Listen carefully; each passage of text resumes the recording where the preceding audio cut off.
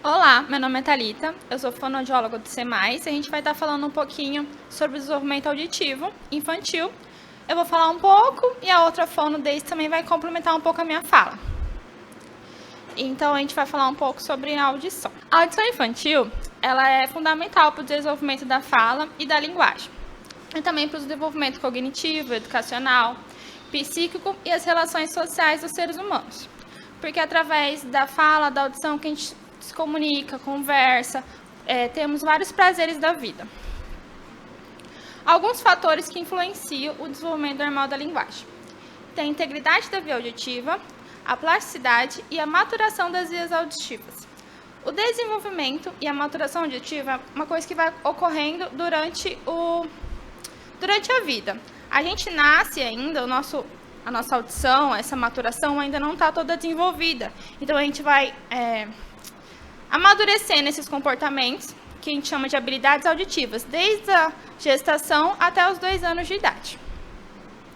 Essas habilidades são a detecção, que acontece na vida intrauterina ainda, a discriminação em recém-nascidos, a localização, que começa por volta dos 4 meses e acaba lá por 24 meses, é um processo mais longo, o reconhecimento aos 12 meses de vida, 1 ano, e a compreensão, que é aos 18 meses, 1 ano e meio. A detecção é esse perceber o som, perceber quando há e quando não há um som. Existem estudos que já falam que um bebê ele começa a detectar lá na barriga. Nas 20 semanas de gestação, um bebê já é estimulado à audição, ele já mexe, ele já tem alguns estímulos relacionados à audição. Então, às vezes, quando está escutando alguma música, ele já está percebendo lá dentro da barriga e tem alguns estímulos relacionados a isso. Tem a discriminação, que é a habilidade de diferenciar um som do outro. Então, o bebê já sabe diferenciar um som agudo, a voz da mãe, e um som mais grave do pai. Então, ele percebe quando é a mãe que está falando, ou às vezes nem é a mãe, mas é uma voz assim aguda que ele fala, nossa, pode ser, ele já tem essa discriminação. Isso é diferente daquilo. Isso ocorre nessa época. Depois é a localização. A localização, como eu já havia falado, ela começa com uns 4 meses. Que geralmente ele já vai começar a localizar os sons horizontais. Então, se fizer um som aqui do lado, ele já vai começar a procurar esse som. E do outro lado. E com o passar do tempo, ele vai melhorando essa localização. Ele já vai conseguir localizar os sons que estão vindo acima, à frente. E por último, os sons mais atrás, que também é bem relacionado à época que a criança consegue fazer toda essa rotação. Essa localização, essa habilidade, também tem muito a ver com o desenvolvimento corporal da criança, né? Lógico que ela não vai conseguir já ver um som que está atrás dela, se ela ainda não consegue fazer esse movimento de cabeça. Então, vai desenvolvendo junto. E tem a habilidade de reconhecimento, que é identificar um som, classificar, nomear, ouvir o que repetiu e apontar estímulos. Um exemplo clássico é o não. A criança, você fala não para ela com uma certa idade, ela já sabe que aquilo está errado, ela já disfarça, ela reconhece aquele estímulo, ela já entende o que significa a palavra não. E também outros, como você fala, cadê o nariz? Ela já aponta, ela reconhece alguns sons já e esses comandos. A compreensão é uma das últimas habilidades também. É a capacidade de já ter esse significado significante, de entender, de fazer perguntas mais elaboradas, de recontar a história, de seguir instruções. É aquela fase que a criança está falando bastante, que está ali, mas por que isso? Mas por que acontece aquilo? Então, ela já está com bastante estímulo, já está com uma maduração quase completa. Agora, a outra fonoaudióloga do SEMAIS, a Deise, vai dar continuidade no conteúdo. Olá, eu sou a Deise, sou fonoaudióloga do SEMAIS. Vou dar continuidade na fala da Thalita sobre o desenvolvimento auditivo da criança. Como ela estava falando das habilidades auditivas, a gente vai passar um pouquinho sobre como que acontece a resposta auditiva desde o recém-nascido. Tá? Ela falou que algumas habilidades a gente encontra no recém-nascido e outras a gente começa já a perceber logo ao nascimento. Então, quando nós temos o recém-nascido, são respostas reflexas. Tá? Ele acorda com sons, ele chora com alguns sons, ele pisca diferente para alguns sons, principalmente quando a mãe chega, né, ou o pai, ou a família com quem ele está mais habituado a conviver nas primeiras horas, né, e durante essas semanas esse desenvolvimento vai se completando.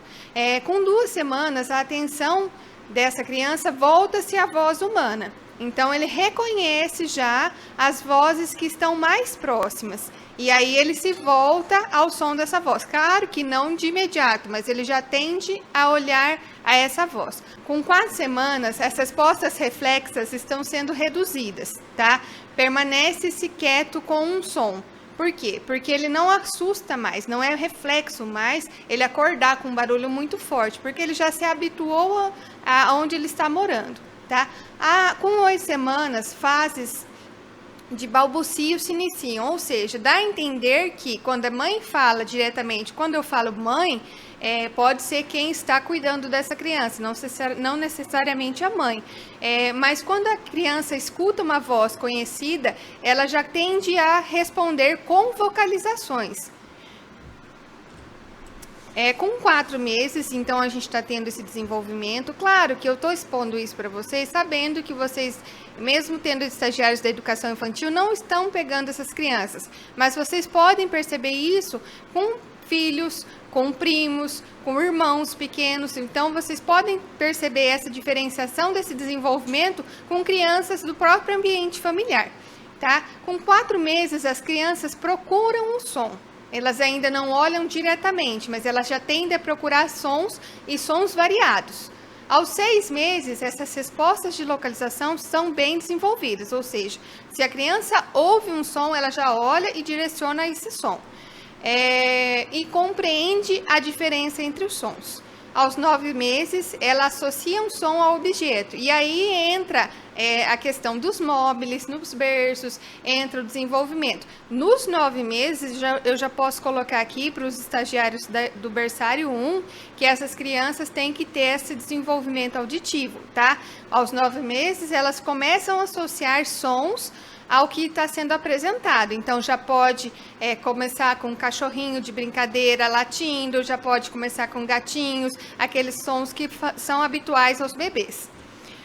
Com 1 ano, as respostas de ordem simples, como dar tchau e cadê a mamãe, são já bem visíveis. Ou seja, você chega a um bebê com 1 ano e fala assim, dá tchau, ele responde ao dar tchau. Se esses hábitos não estão sendo desenvolvidos, podem ocorrer duas problemáticas aí. Nós podemos ter uma perda auditiva não detectada nessa criança e nós podemos também ter algum outro comprometimento neurológico não detectado. Nessa fase, o que a gente espera? Que se a criança com 1 ano não estiver com essas respostas auditivas, primeiro procura-se um médico para que ele sim faça o exame. Nós, dentro do SEMAIS, estamos aptas a estar. Se a escola perceber que essa criança não está tendo resposta, ou mesmo o estagiário da turma perceber que essa criança não está tendo resposta, chama nós, as fonoaudiólogas, nós estaremos indo até os CMEs, estaremos verificando essa criança e então tomamos as medidas necessárias.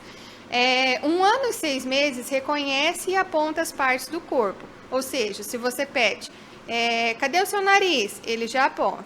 Cadê o seu olho? E assim por diante. 1 ano e 9 meses pega objetos familiares quando nomeados. Por exemplo, você pode fazer isso dentro de sala, porque nos estagiários de berçário 1 e 2 são 2 estagiários mais o professor. Então, isso pode ser trabalhado dentro do berçário.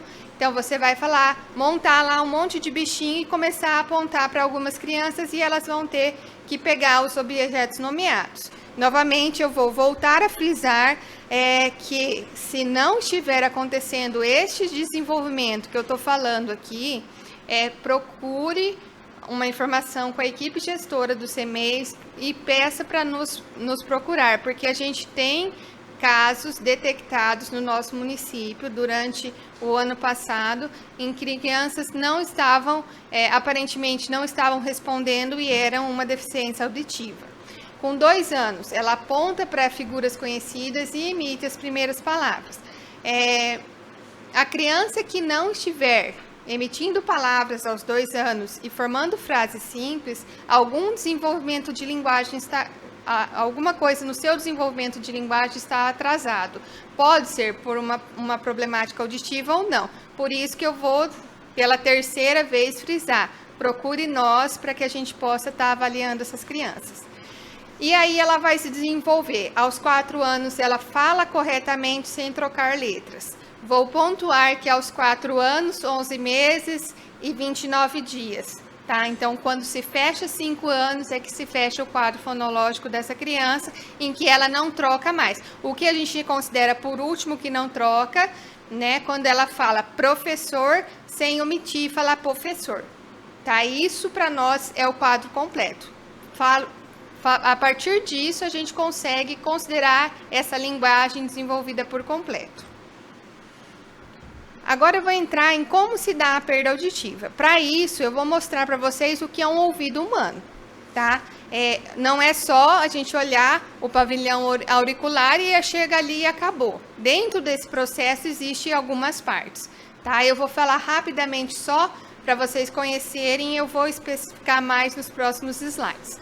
O pavilhão auditivo é o que a gente vê e dentro entra o canal auditivo externo. Dentro do canal se liga ao tímpano, já ouviram falar a membrana timpânica, o tímpano, que leva o som à cóclea. A cóclea é o nosso ouvido interno, é ali onde os sons são emitidos para os nossos neurônios, a partir do nervo auditivo. Não se preocupe, eu vou explicar melhor. O ouvido externo que a gente considera é o pavilhão auricular ou a orelha, tá? Ela coleta o som e encaminha para dentro do canal auditivo. Depois vem o canal auditivo, onde direciona o som para o ouvido médio.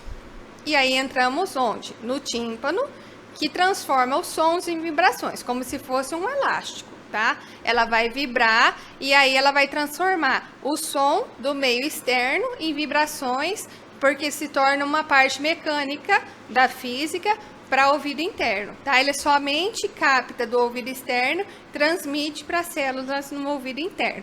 E aí nós temos os 3 ossículos, o martelo, bigorna e estribo, que é a nossa cadeia ossicular. Eu vou voltar um pouquinho para vocês se atentarem nessa figura aqui ao martelo, a bigorna e o estribo, tá? Quando eu falo ao martelo, ele se parece realmente com a cabeça de um martelo, a bigorna realmente com uma bigorna e o estribo com o estribo de cavalo. Então, se vocês pensarem nessas 3 palavras, lembrando exatamente o que elas significam, é o formato. Só que isso em termos de 1 milímetro, 1,5 milímetro cada osso desse do corpo humano.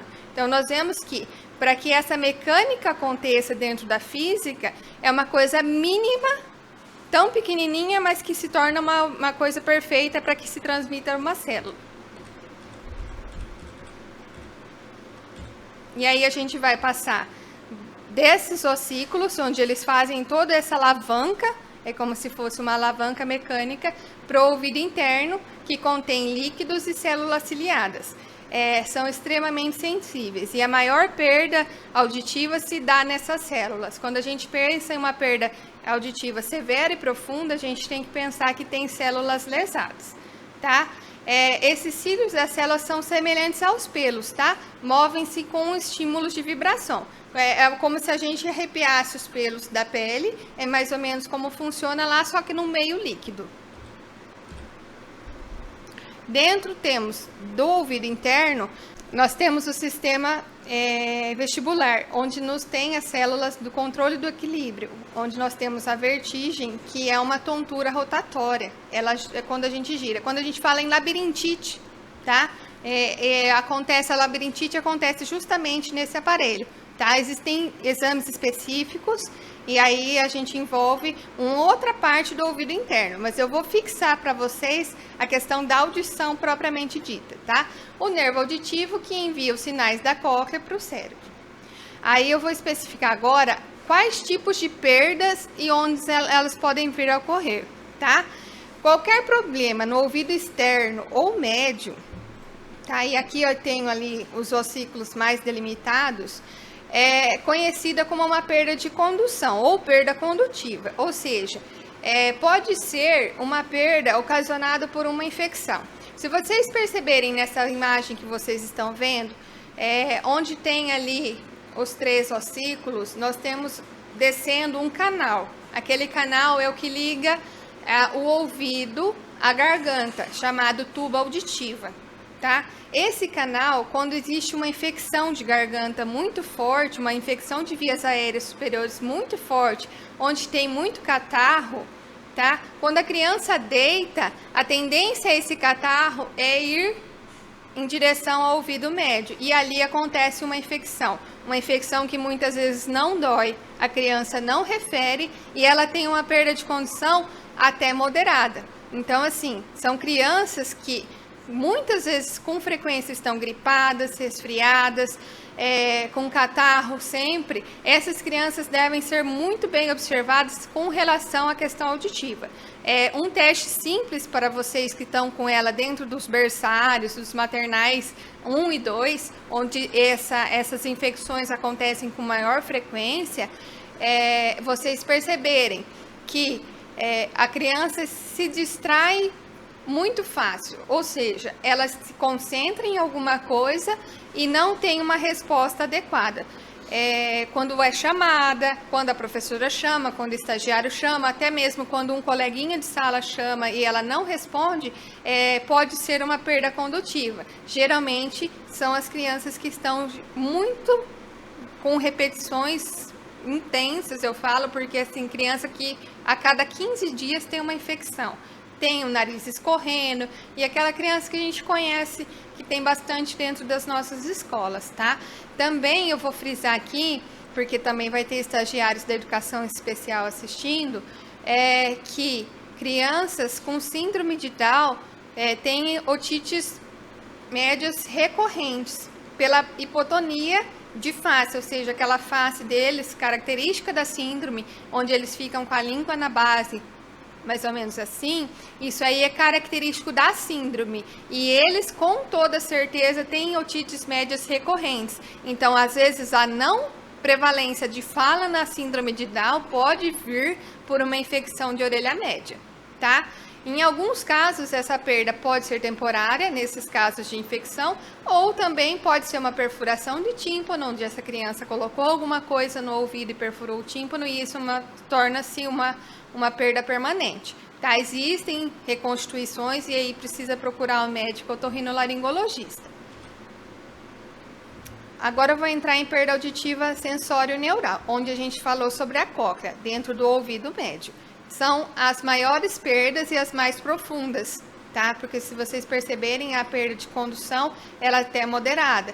De sensório-neural, a gente está pensando de leve até profunda, até surdez total, tá? Então, ela resulta no quê? Nos danos de células. E quando a gente pensa em danos de células, não há retorno, tá? Perdeu célula, não tem retorno. O que a gente se preocupa em detectar uma perda auditiva precocemente? Porque hoje nós temos no nosso sistema público o implante coclear, tá? O que é o implante coclear? É a substituição através de eletrodos colocados por uma cirurgia dentro da cóclea. Então, esses eletrodos são substituídos como se colocasse células novas, só que de uma forma eletrônica. Então, assim, quanto mais cedo eu colocar esse implante dentro do ouvido, mais rápida e melhor a chance dessa criança desenvolver uma boa oralidade. Claro que nós estamos pensando que mesmo essa criança com deficiência auditiva profunda, ela vai estar fazendo o processo de Libras, sim, mas ela também vai desenvolver a questão da oralidade e um bom desenvolvimento auditivo. E ainda eu posso, para ajudar, ter as perdas mistas, onde eu posso ter uma perda de células juntamente com a gripe que levou à infecção de orelha média. Então, vocês pensem que todas as crianças em idade pré-escolar estão sujeitas a ter uma infecção de vias aéreas intensa. Isso eu estou falando porque, assim, são estatísticas comprovadas sobre isso, tá? Então, assim, nós vamos ter problemas nos dois ouvidos e um agravamento maior. Então, se aquela criança que já está usando aparelho auditivo, se ela já está num processo de reabilitação e de um dia para o outro essa criança parece que deixou de ouvir, foi feita uma avaliação no aparelho, está tudo ok? É porque muito provavelmente essa criança tem uma otite, alguma coisa que pode ter vindo a aparecer. Então, assim, ficarmos atentos a crianças de 0 a 5 anos é essencial com relação ao desenvolvimento auditivo. Como uma criança vai desenvolver, que eu falei lá atrás, aos 4 anos, a linguagem dela estar bem desenvolvida, como a Thalita vai falar sobre a questão da banana da fala, onde tem os sons da fala, e as crianças não escutam adequadamente. Então, não existe como eu ter o desenvolvimento de linguagem adequado se eu não estou recebendo as informações auditivas adequadas. E aí eu tenho uma outra problemática, que é a perda auditiva central ou neural. Essa perda nós estamos pensando dentro do dano de nervo, no caminho que liga a condução do cérebro. E aí existem exames específicos para isso, tá? Às vezes a criança ouve, tem o sistema periférico, que a gente chama até o ouvido interno íntegro, porém ela dá a impressão de não estar compreendendo o que ela recebe de informação. E aí a gente tem que fazer um exame específico, que é sobre o processamento auditivo central, como que essa informação está chegando no ouvido. Às vezes acontece algumas distorções em termos do caminho do nervo, e aí a gente precisa fazer uma reabilitação com essa criança. Agora eu vou passar para vocês quanto à etiologia, o que causa as deficiências auditivas. Até agora eu falei os tipos de perdas e como elas acontecem. Agora eu vou falar como que elas podem ser causadas, tá? Nós temos as perdas auditivas pré-natais, ou seja, elas acontecem por fatores genéticos hereditários ou doenças adquiridas pela mãe durante a gestação, tá? Podendo ser rubéola, toxoplasmose, citomegalovírus.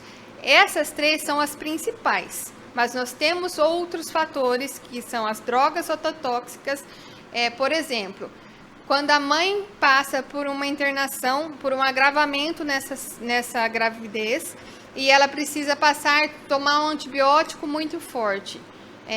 Eu vou falar aqui para vocês que a vida é mais importante. Os médicos sabem da ototoxicidade de alguns remédios, porém a vida é mais importante, tá? Então, primeiro os médicos vão salvar a vida e depois eles vão pensar nas consequências.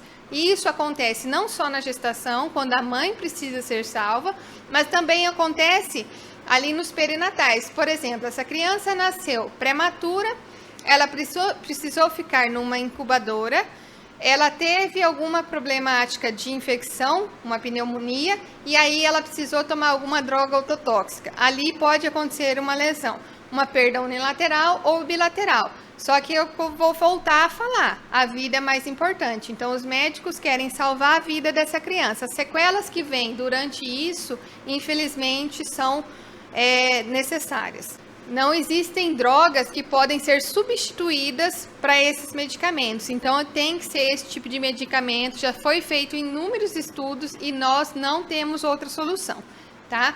Então, as causas pré-natais durante a gestação, perinatais durante o parto e pós-natais, provocadas por alguma coisa que ao longo da vida acontece. Qualquer um de nós está sujeito a ter uma perda auditiva. Ninguém escapa, tá? Pode ser uma meningite, uma cachumba, um sarampo, que nós estamos tendo novamente uma epidemia de sarampo, surtos de sarampos isolados no mundo inteiro, e isso pode causar sérios danos auditivos, e também o uso de medicamentos ototóxicos, que nem eu falei, para salvar vidas, e outros fatores que podem intervir, como ruídos fortes, acidentes, a própria idade. Então, assim, todos nós, no decorrer da vida, podemos apresentar uma deficiência auditiva pós-natal. Agora eu vou falar quanto ao período de aquisição, ou seja, elas podem ser congênitas ou adquiridas. As perdas congênitas é onde a criança, durante a gestação, nasce com a perda. E a adquirida, onde a gente adquire ao longo da vida, tá? E aí volta novamente aos outros tipos de perda. Na deficiência congênita, a criança adquire a deficiência durante a gestação, por medicamentos, doenças, hereditariedade, e aí entra o fator genético, a exposição da mãe a radiações e problemas no parto, ou seja, nós podemos ter mães que durante a gestação descobriu que tem um câncer e ela precisou ser exposta a uma radiação. Isso é inevitável. Novamente, salvar a vida da mãe para que possa cuidar dessa criança que veio a nascer.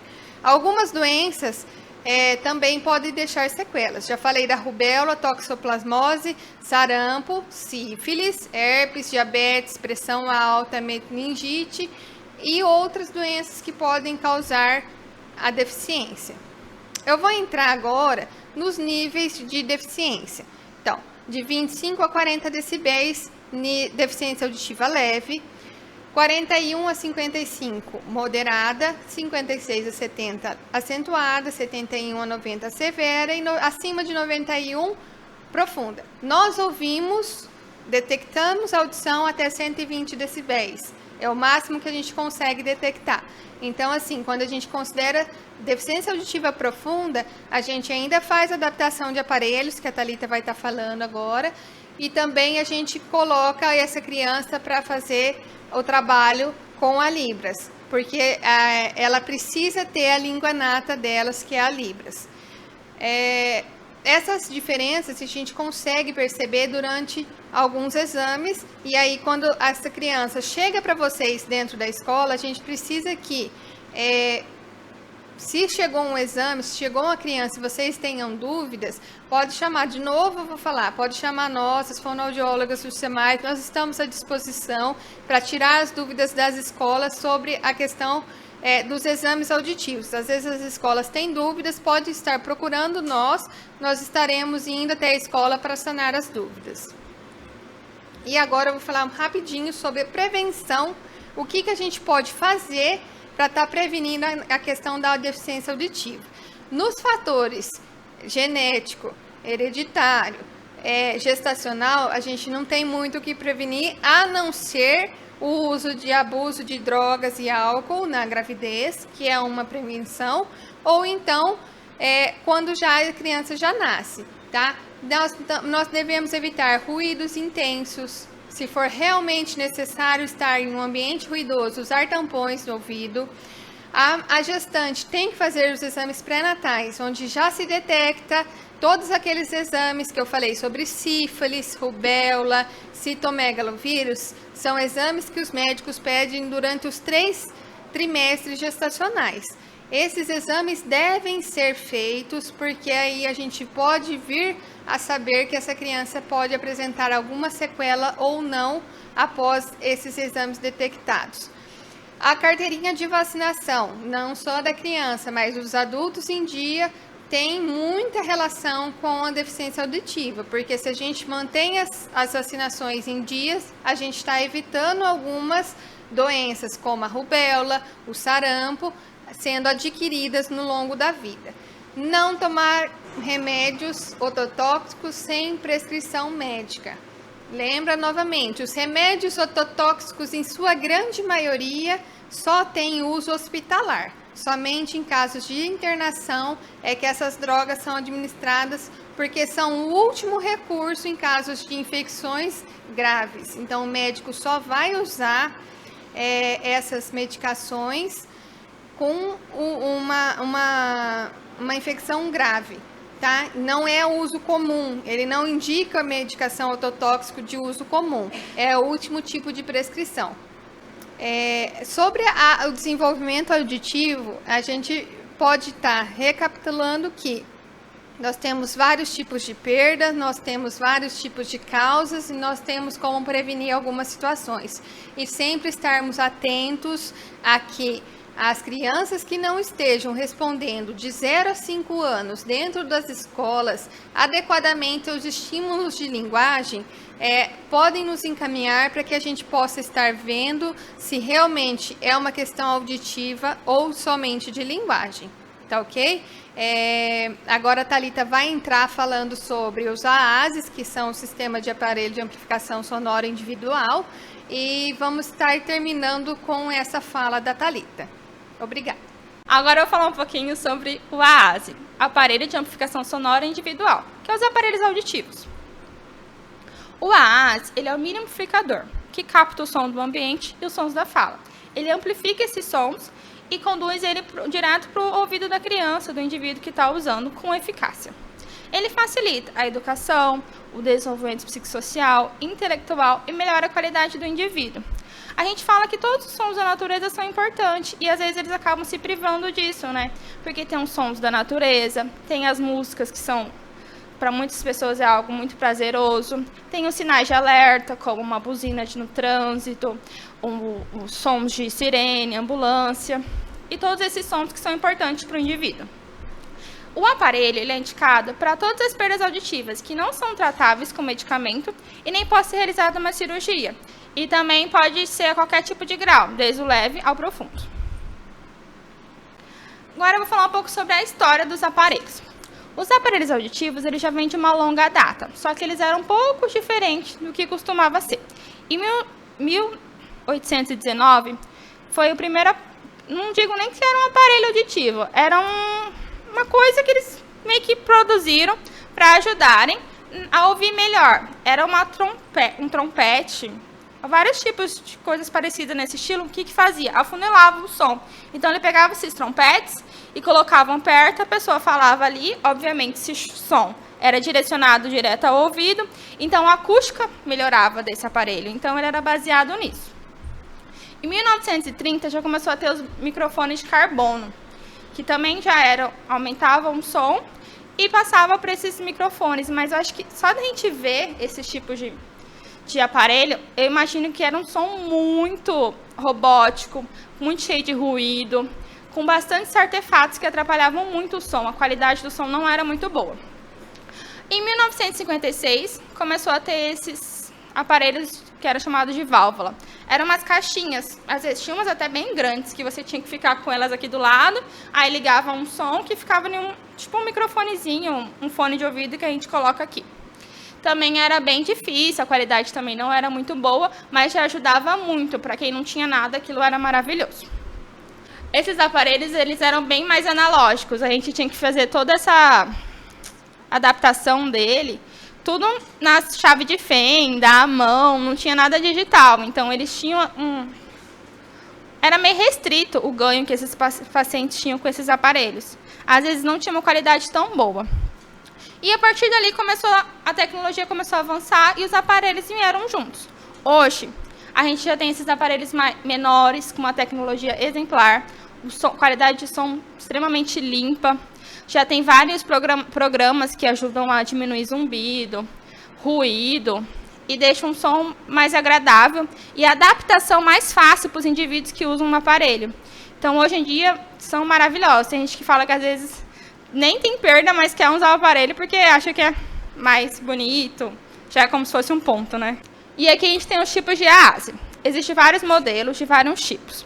Esses daqui são os mais modernos.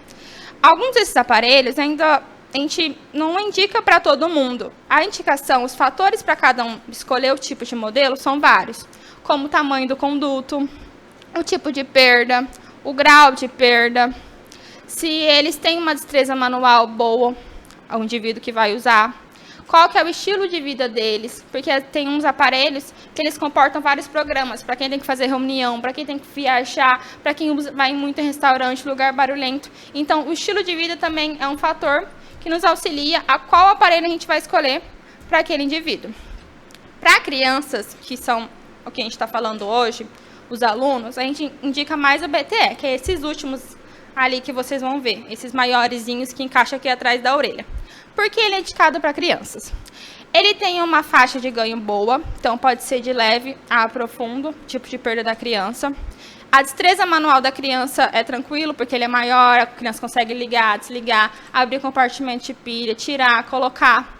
Ele também fica mais seguro ali no ouvido da criança, não tem perigo dela bater, de sair, de escapar. Então, ele é mais indicado, por esse motivo e por vários outros. A maioria que vocês vão ver nas crianças e nos alunos é o BTE. Calma aí.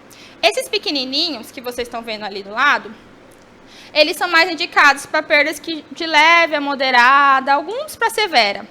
E também são indicados para quem tem que a estética é muito importante. Também estão indicados para qual a estética é muito importante. Mas, além disso, precisa saber se o conduto daquele indivíduo vai ser suficiente para ter uma adaptação daquela, porque existem uns componentes básicos do AASE. E se o conduto for muito pequeno, não tem como ter todos esses componentes dentro de um aparelho pequenininho. Então, tem uns fatores também para decidir. Não dá assim, eu quero usar aquele aparelho. Então, a gente precisa ter todos esses parâmetros para poder fazer uma escolha legal para você. Os componentes básicos do aparelho auditivo. Então, é a bateria, que vai fazer ele todo esse funcionamento. O microfone, que vai captar o som externo, seja falas ou sons de ambientes.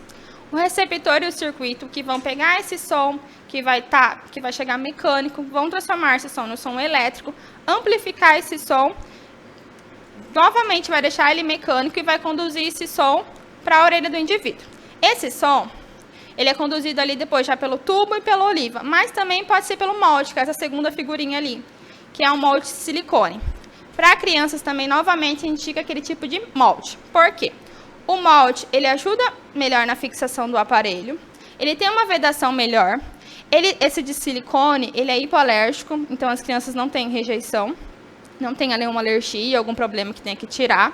E também, como a criança vive andando, correndo, pulando, cai, esses aparelhos não machucam, então pode ser que ele é mais maleável, então não vai machucar o conduto da criança. Então, sempre a criança indica esse. Lógico que esses moldes têm que ser trocados de vez em quando, porque a criança vai crescendo. Então, às vezes, eles ficam mal encaixados devido à criança ter crescido e o molde ainda está pequeno e não está conseguindo fazer uma boa vedação. Por que usar aparelho auditivo?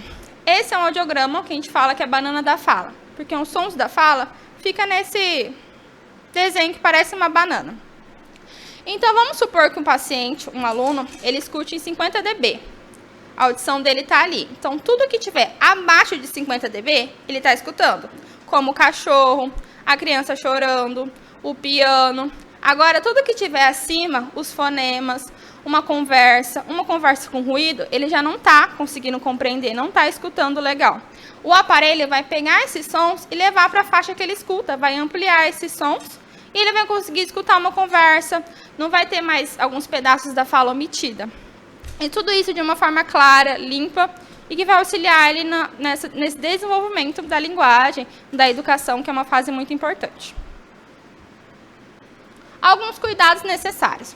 Esses aparelhos, eles são como se fosse um celular, a gente tem que cuidar deles bastante, eles são caros, e os que conseguem pelo SUS, às vezes todo mundo sabe que é um longo caminho para conseguir pelo SUS, então tem que ter alguns cuidados. Esses aparelhos, eles são marcados. Geralmente, quando você abre o compartimento de pilha, vai ver um sinalzinho, ou vermelho ou azul. Se for vermelho, aquele aparelho é da orelha direita. Se for azul, o aparelho é da orelha esquerda. Então, sempre observar se está colocado certo. Se você tentar colocar um na outra orelha, ele não vai encaixar e vai ficar apitando e não vai ligar, não vai dar o efeito necessário. Tem que observar também se esses aparelhos estão ligados, porque às vezes a criança passou o dia inteiro lá com o aparelho bonitinho, mas ela não estava escutando, porque o aparelho não estava ligado, então ela estava voando, estava olhando para o teto, estava fazendo outras coisas, estava incomodando os colegas, porque ela não estava escutando. Então, você sempre tem que, diariamente, quando a criança chegar, dar uma olhada se estão ligados. Como que faz para saber se o aparelho está ligado? Você vai pegar o aparelho da criança, pedir para ela retirar, e vai colocar ele na sua mão e abafa ele. Quando você abafar aquele aparelho, ele vai começar a apitar. Se ele apitar, ele está ligado. Se ele não apitar, não está funcionando. Então, abre, fecha, dá uma olhada na pilha, como que está. Aproveitando isso, vamos falar um pouco da bateria. A bateria também é bom a gente sempre estar olhando diariamente.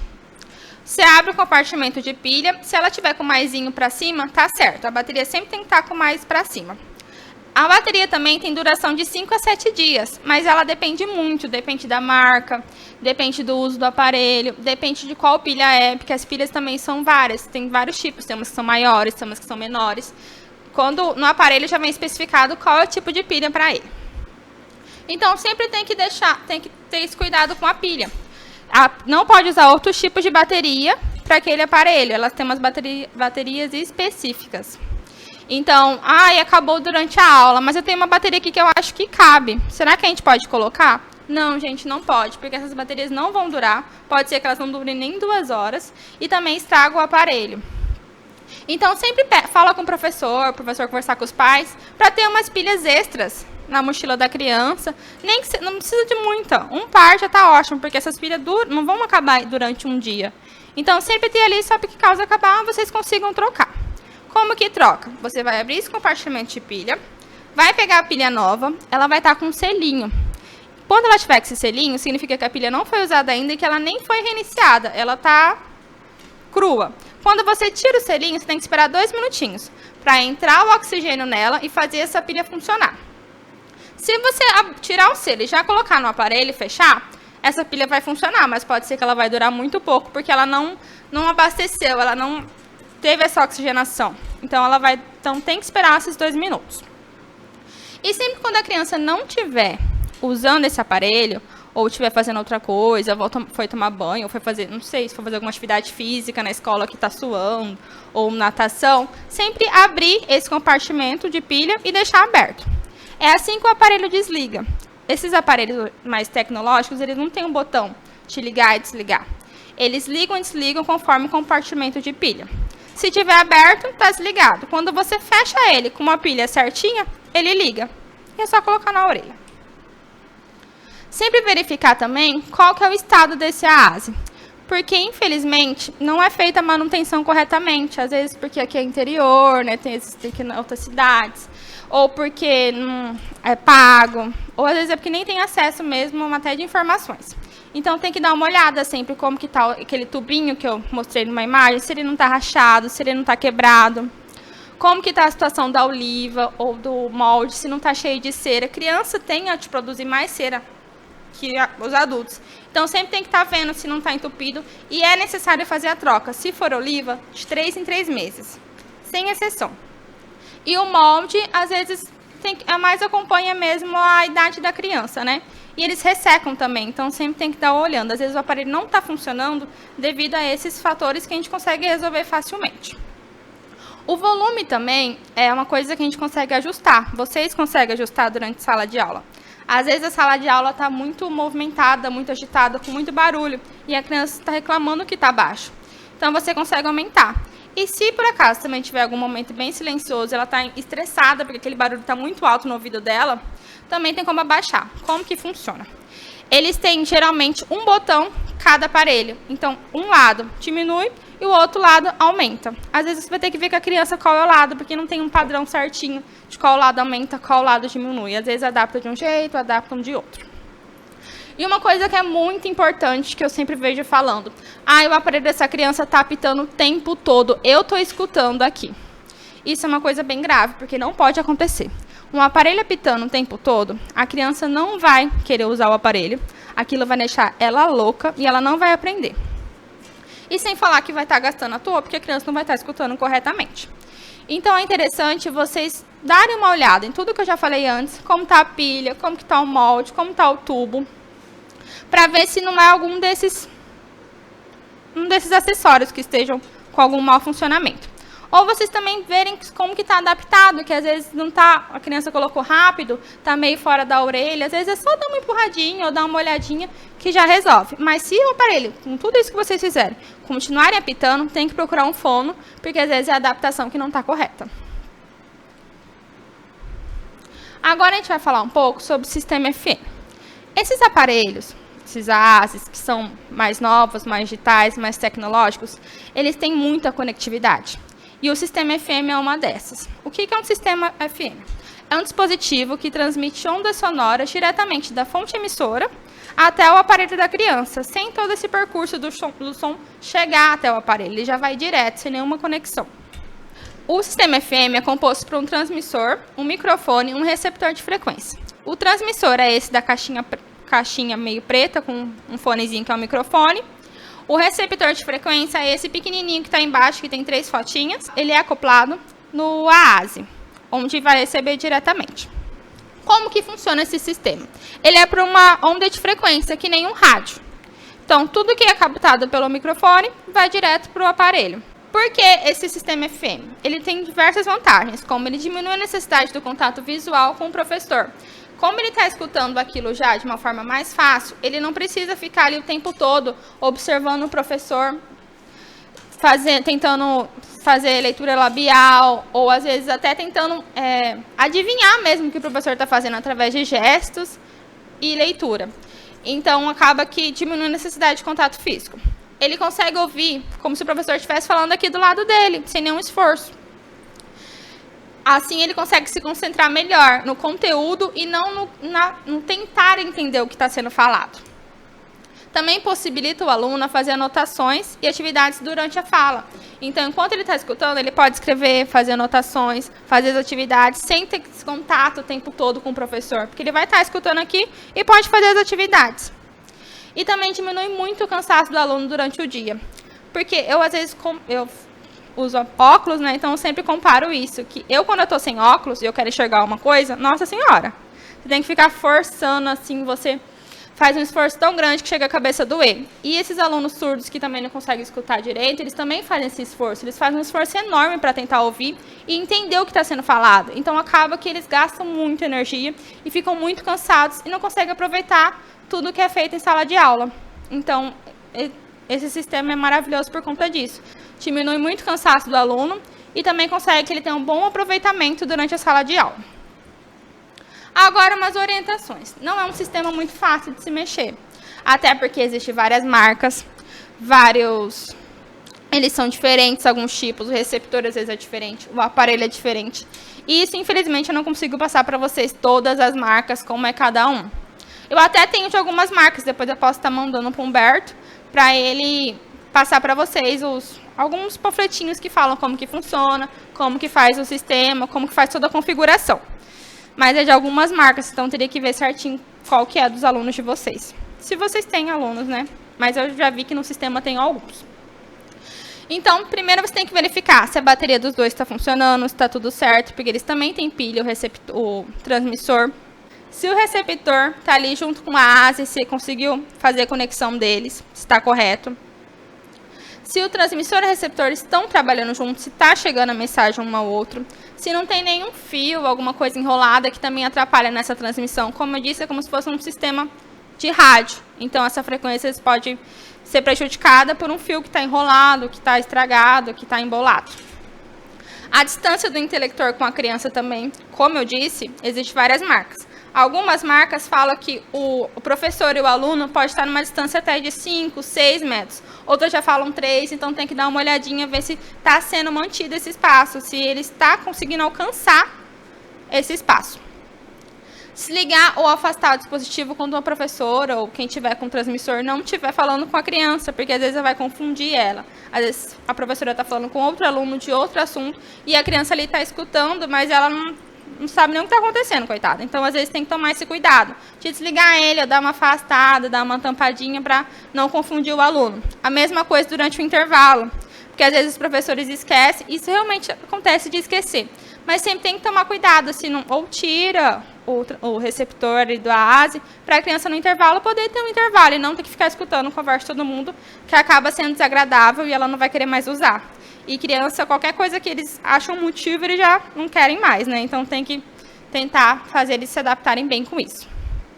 E sempre manter esse vínculo com o aluno, mesmo com o dispositivo, porque muitos acham que, não, eu já uso isso daqui, ele já escuta super bem, já está super bem na aula. Mas não, vocês ainda têm que fazer todo esse papel de professores e estagiários, auxiliar nas atividades, chegar perto, conversar, manter aquele vínculo de professor e aluno e estagiário e aluno do mesmo jeito. E eu acho que é isso, por enquanto, a nossa formação sobre áudio. E se vocês tiverem alguns outros assuntos, algumas outras dúvidas, pode falar com o Berto, que eu e a Deise vamos estar tentando saciar todas essas dúvidas, tá bom? Muito obrigada.